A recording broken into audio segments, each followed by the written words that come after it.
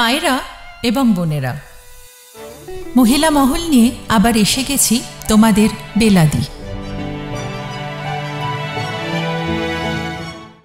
মোহনবাগানে আজ মিলন উৎসব, মোহনবাগানে আজ প্র্যাকটিসে উৎসব। এএফসির আগে সম্ভবত শেষ ওপেন প্র্যাকটিস ছিল এবং সমর্থকদের থেকে এই বাড়তি অক্সিজেনটাকে নিয়েই ফুটবলাররা এএফসির মঞ্চে যাবে এবং আজকের মূল আকর্ষণের কেন্দ্রবিন্দু অবশ্যই রবসন রবিনো। কিন্তু রবসন রবিনো ছাড়াও গোটা মোহনবাগান দলকে নিয়ে আজকে আমাদের এই ভিডিওটা, আপনারা ইতিমধ্যেই রবসনকে নিয়ে দুটো ভিডিও দেখেছেন আমাদের থেকে।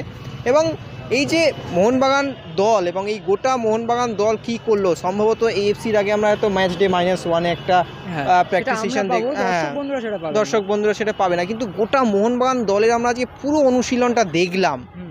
কে কোথায় পিছিয়ে আছে, কে কি করছে, এতদিন ধরে ক্লোজ ডোর প্র্যাকটিসে অনেক ধোঁয়াশা আমরা দেখেছিলাম ম্যাকলারেন চেয়ার নিয়ে গিয়ে কী করছিলেন আমরা দেখাতে পারছিলাম না, প্র্যাকটিস ম্যাচে কী হয়েছে দেখাতে পারছিলাম না। আজকে অনেক কিছু দেখাবো আপনাদের, আজকে অনেক কিছু দেখানোর বাকি রয়েছে। রৌনক ভালো করে প্র্যাকটিস সেশনটা দেখেছে, রৌনক বলবে। তবে অনেক না দেখা, অনেক দেখার মুহূর্ত আছে, অনেক ধোঁয়াশা, অনেক চিন্তার ব্যাপার আছে এই ভিডিওতে। তবে চিন্তা করবেন না, প্রথমেই ডিসক্লাইমার জানিয়ে রাখি, চিন্তা করবেন না, কারণ এই মোহনবাগান দল সমস্ত চিন্তা কাটিয়ে চিন্তা মুক্ত হতে জানে। চিন্তা মুক্ত হতে জানে বলেই কি আজকে কোচ হোসে মলিনার মুখে হাসি ফুটলো। মানে এক মাস পর অনেক একটু হাসি হাসি মুখ দেখলাম, কারণ শেষ কয়েকদিন তুমি অনেক দিন টানা করলে, তার আগে আমি টানা করছিলাম এই মোহনবাগানের অনুশীলন কভার। সেখানে আমরা দেখছিলাম যে সব সময় হোসে মলিনা সমর্থকদের সামনে হাসি মুখে থাকেন, কিন্তু এমনি সময় খুব সিরিয়াস। আজ কিন্তু যেটা আমার ক্যামেরা অন্তত ধরা পড়েছে, হাসছে মলিনা।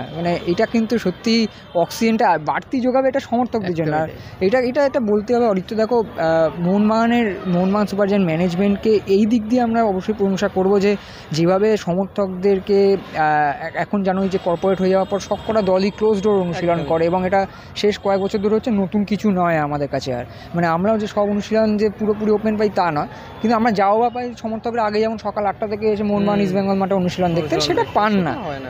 আজকে যে ভিড়টা আমরা দেখেছি, আমরা ডার্বির আগে এই ভিড় দেখি। এবং যেটা বললে সেটা দিয়ে যদি আমরা শুরু করি, রবসন রবিনো নিয়ে আমরা আলোচনা করি, কারণ রবিনোর আপডেটটা সবাই জানতে চাইছে।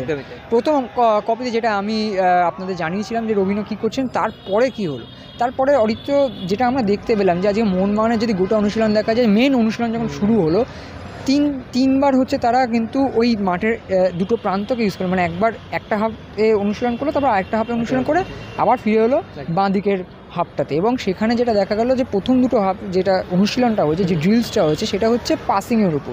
প্রথমটা ছিল জাস্ট পাসিং, সেকেন্ডটা ছিল হচ্ছে শর্ট পাসিং, এবং শর্ট পাসিং এবং সেখানে 1-to-1 খেলা। এই দুটো অনুশীলন অবধি ছিলেন রবসন রবিনো।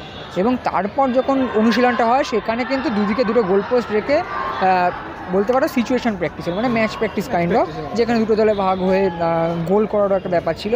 এবার রবিনোর কথা যদি আমরা বলি, দেখুন, আশাহতও হবেন না, আবার অত্যন্ত আশাও করবেন না। তার কারণ রবিনোর ফিট হতে টাইম লাগবে, সবে গতকাল এসছেন এবং তিনি নিজে বলছেন 2 সপ্তাহ লাগবে।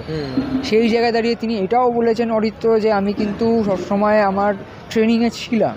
সেইটাই দেখা গেল আজকে। যদি রবিনোর স্কিল নিয়ে আমরা বলতে যাই, স্কিলের থেকেও আমার বেশি, যেটা আমি তোমার বারবার বলছিলাম, যে রবিনো যেভাবে এই বৃষ্টির ভেজা কাদা মাঠে স্লাইডিং ট্যাকেল করছিলেন বারবার, সেই স্লাইডিং ট্যাকেল দেখে বোঝা যায় একটা খেলোয়াড় কতটা উদ্গ্রীব তার নিজের সেরাটা দেওয়ার জন্য। এবং সাধারণত যা হয় বিদেশি ফুটবলার, আবার এত বড় নাম, তার সঙ্গে প্রথম অনুশীলনে এসছেন, তিনি তো চাইলে সাইড লাইনে থাকতে পারতেন আজকে। তিনি কিন্তু যে দুটো সেশন তাকে কোচ দিয়েছেন, প্রথমে হচ্ছে ওই স্পাইক বুটটা তিনি পরেননি, নর্মাল বুট পরে নেমেছিলেন, হয়তো চিন্তাভাবনা আলাদা ছিল।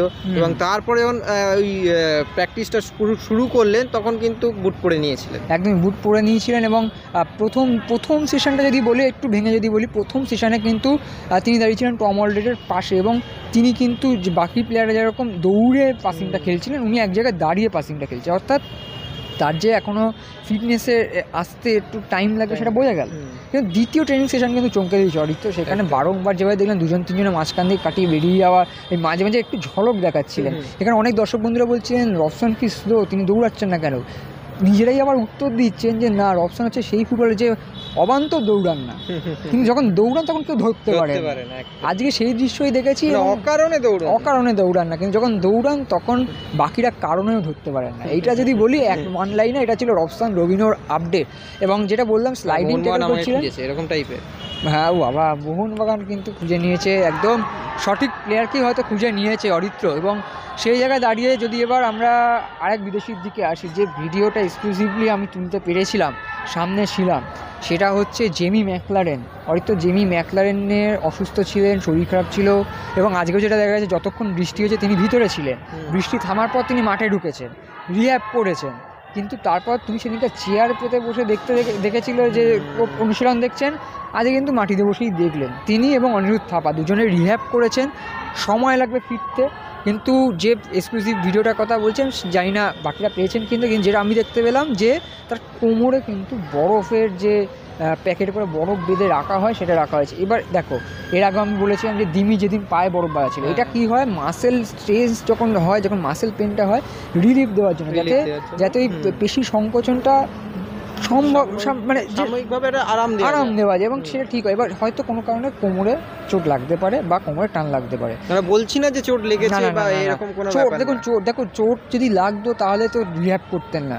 এবং একটা জিনিস কিন্তু আমার খালি দেখে খারাপই লাগছিল বলতে পারো, যে মানে ম্যাকলারেনের কপালটাই হয়তো এরকম যে প্রথম মরশুমেও এবং এই মরশুমেও, সেই দুটো মরশুমে ওই সাইডে দাঁড়িয়ে সাইডে বসে একটা আমার ছবি আছে যে ম্যাকলারেন বসে আছে, দিমি কামিংসটা আসছে ওর সঙ্গে কথা বলছেন, ম্যাকলারেন প্রায় অবাক দৃষ্টিতে তা দেখছেন, গোটা প্র্যাকটিস সেশনটা দেখছেন, সবাই ওই সবুজ জার্সিটা পরে প্র্যাকটিস করছে আর ও সাইড লাইনে। এটা একটা ফুটবলারের নিজের মধ্যে কষ্ট, তুমি যাই বলো, কিন্তু যাই বলো না কেন, গত মরশুমে যখন এরকম দুঃখের সঙ্গে পাশে বসে সাইড লাইনে বসে সতীর্থকে দেখার পর যেভাবে ফিরে এসেছিলেন, আমরা কিন্তু আশা করতে পারি যে এবারও সেই তার পুনরাবৃত্তি করবে। এবং থাপার কথা যেটা আগেও বলেছি, যে থাপার যখন পায়ে চোটটা লাগে এবং সেই ভিডিওটা আমরা দেখিয়েছিলাম যে নিক্যাপ টাইপের পরা ছিল বা ব্যান্ডেজ করা ছিল, সেখান থেকে কিছুটা ফিরে অনুশীলনে যোগ দিয়েছেন, কিন্তু এখনও টাইম লাগবে, কিন্তু টাইম যাদের লাগবে না। মনবীর আর শুভাশিস নিয়ে কিছু বলো। একদমই পজিটিভ নিউজ দিই, হ্যাঁ সবসময় নেগেটিভ, আমরা নেগেটিভ বলছি না, যেটা হয়েছে সেটাই হয়েছে। মনবীর তিনি কিন্তু আমরা জানিয়েছিলাম যে তিনি বল পায়ে নেমে পড়েছেন, আজকে আপনারা নিজেরাই দেখে নিন, মনবীর কিন্তু বল পায়ে দৌড়চ্ছেন। এবং শুভাশিস বোস তিনিও কিন্তু ফিট, একদম অধিনায়কের যেরকমভাবে ফিরে আসা দরকার ছিল। অনেকে বলছেন যে শুভাশিস বোস এবছর কী করবে না করবে, শুভাশিস কিন্তু তার আগের পুরো ছন্দটাকেই ধরে রেখেছে। দর্শক বন্ধুরা, একদম মনবীর আর শুভাশিস যদি ঠিক হয়ে যান একদম সম্পূর্ণ, আজকে দেখেও মনে হলো অনেকটা তারা স্ট্রং। তবে মোহনবাগানের এই সমস্ত দিক তো ঠিক আছে, কিন্তু মোহনবাগানের যে মূল লড়াই, আমরা একদিন আলোচনা করেছিলাম মোহনবাগান রক্ষণের লড়াইয়ে কি হতে পারে, কিন্তু মোহনবাগানের এখন দুটো যে ডানা না, এই মোহনবাগানের দুটো ডানায় কিন্তু একটা বাড়তি চাপ আছে, ডানার একটা ওজন আছে। সেই ডানায় কারা ভর করে মোহনবাগানের এই রথটাকে এগিয়ে নিয়ে যাবে, সেটা কিন্তু খুব কম্পিটিশন, নিজেদের মধ্যে খুব একটা লড়াই আছে বলে আমার মনে হয়। এবং রবসন রবিনো তিনি চলে এসেছেন, এবং তাকে কোন পজিশনে খেলাবে সেটা কোচ বলতে পারবেন, এবং রবসন আগে বলছিল তাকে সেটা কোচ বলতে পারবেন, কিন্তু প্র্যাকটিসে যা হলো তাতে কিন্তু চমক দেওয়ার আছে এই উইংয়ে। একদমই তাই, মানে আমরাও এর আগেও দেখেছি যে মোহনবাগানের দুটো উইং হচ্ছে ভারত সেরা, এবং লিস্টন কুলাসও মনবীর একাই সামলাতেন। কেন আমরা বলছি, আপনারা হয়তো ভাবছেন যে রবসন এসছে বলে তাই এই কথাটা বলছি, একেবারেই না। আমরা এমন একজন ফুটবলারের নাম বলবো যাদেরকে হয়তো এই মুহূর্তে দিয়ে আপনাকে জিজ্ঞাসা করি আপনি বলতে পারবেন না যে কার কথা বলছি। তিনি হলেন কিয়ান নাসিরি। তিনিও চোখ সারিয়ে ফিরেছেন, এবং চোখ সারিয়ে ফেরার পর আজকে সবথেকে বেশি অন্তত আমার যেটা চোখ নজর কাড়লো সেটা হচ্ছে কিয়ান নাসির, যেভাবে বল নিয়ে উঠছেন একটা প্রান্ত ধরে এবং কাটিয়ে ঢুকে যাচ্ছেন, শট মারছেন। কিয়ান নাসিরিও কিন্তু ফাইট দেবে অরিত্র, এবং লিস্টন কুলাসও কিন্তু জানেন যে আমার পজিশনে কিন্তু একজন বিদেশি তারকা ফুটবলার এসছেন, আমাকে আরও ভালো করতে হবে। এবং মনবীরও কিন্তু ফিট হয়ে এসে, এই জন্যই আমরা দেখছিলাম, মানে আজ একটা জিনিস বলতে হবে অরিত্র, যে মোহনবাগানে ওপেন ট্রেনিং, সাধারণত ওপেন ট্রেনিং যেখানে দর্শকরা সবসময় ভিডিও করছেন, সাংবাদিকরা ভিডিও করছেন, সেখানে খুব বেশি যে হার্ড ট্রেনিং হয় সেটা কিন্তু হয় না, কিন্তু মোহনবাগান পুরো উল্টো পথে চলে। সেই জন্য হয়তো ভারত সেরা হয়, কারণ তাদের রাগ ঢাকের ব্যাপার নেই। মোহনবাগানের যে অনুশীলন আজকে 2 ঘন্টার একদম কড়া অনুশীলন, এবং সেই অনুশীলন শেষেও তুমি যেটা বলছো মানবী শুভাশিসের কথা, মানবী শুভাশিসের তখনও ছুটি হয়নি অরিত্র। আমি দেখছি মানবী আর শুভাশিসের দুটো পা নিয়ে যেভাবে ট্রেনার এবং ফিজিক্যাল ট্রেনাররা যেভাবে স্ট্রেচিং করাচ্ছেন যাতে কোনো রকম টান আর না লাগে, ওই ক্লাসটাও কিন্তু চললো। ক্লাসের পরেও ক্লাস, মানে হোমওয়ার্ক, ক্লাস ওয়ার্কের পর একটা হোমওয়ার্ক দেওয়া হলো।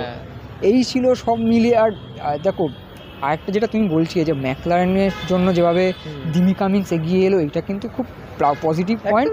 একইভাবে নতুন বিদেশি অপশনের জন্যও কিন্তু এগিয়ে এলেন টম অলড্রেড, আলবার্তো রড্রিগেজরা, এবং শুরুতে দেখা গেছিলো ডিমি কামিন্সের পাশে দাঁড়িয়েছেন, আলাপ সারছেন। অর্থাৎ অজি যে এতজন বিদেশি রয়েছেন তারা কিন্তু এই ব্রাজিলিয়ানকে আপন করে নিয়েছে অরিত্র। মোহনবাগান সবাইকে আপন করে নিতে জানে, একাধিক ফুটবলার এসছে, মোহনবাগান কিন্তু সেই ফুটবলার আপন করে নিয়েছে নিজেদের। যদিও এত বড় ভিডিও আপনারা আশা করবো শেষ পর্যন্ত দেখবেন, তবে শেষ করার আগে আরেকজন ফুটবলার দিয়ে আমার মনে হয় ভিডিও শেষ করা উচিত, কারণ এবারে ট্রান্সফার উইন্ডোতে তিনিও এসছেন। এবং আজকে বললে না যে উইংয়ে যে তরুণ ছেলেটি ভালো করলো, ওই তো বললাম কিয়ান নাসিরি, লিস্টান কোলাসো, মনবীর সিং, এবং তার সঙ্গে রয়েছেন রবসান রবিনো, মাঝে মাঝে সাহাল আব্দুল সামাদ, মাঝে মাঝে দিমিত্রি পেত্রাতোস, মাঝে মাঝে জেসন কামিংস। কেউ বাদ রাখছেন না, সবাইকে দেখে নিচ্ছেন উল্টে পাল্টে। আসলে ওই ডানাটা যখন উঠবে আর কেউ ধরতে পারবে না, এরকম একটা ব্যাপার। আর যেটা শেষে বলার, যে মেহতাব সিংকে নিয়ে আমরা ওপেন সেশন প্রথমবার পেলাম অরিত্র।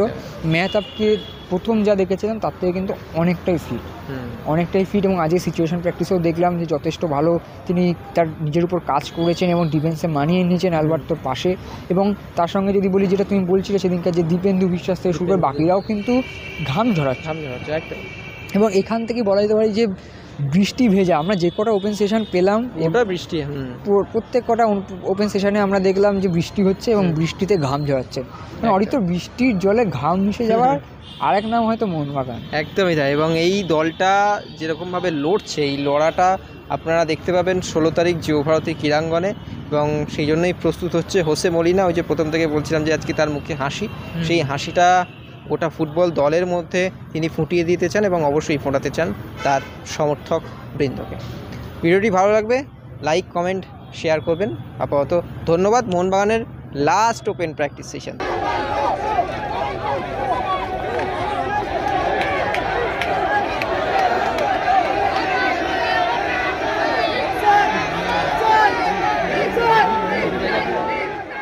Extra time.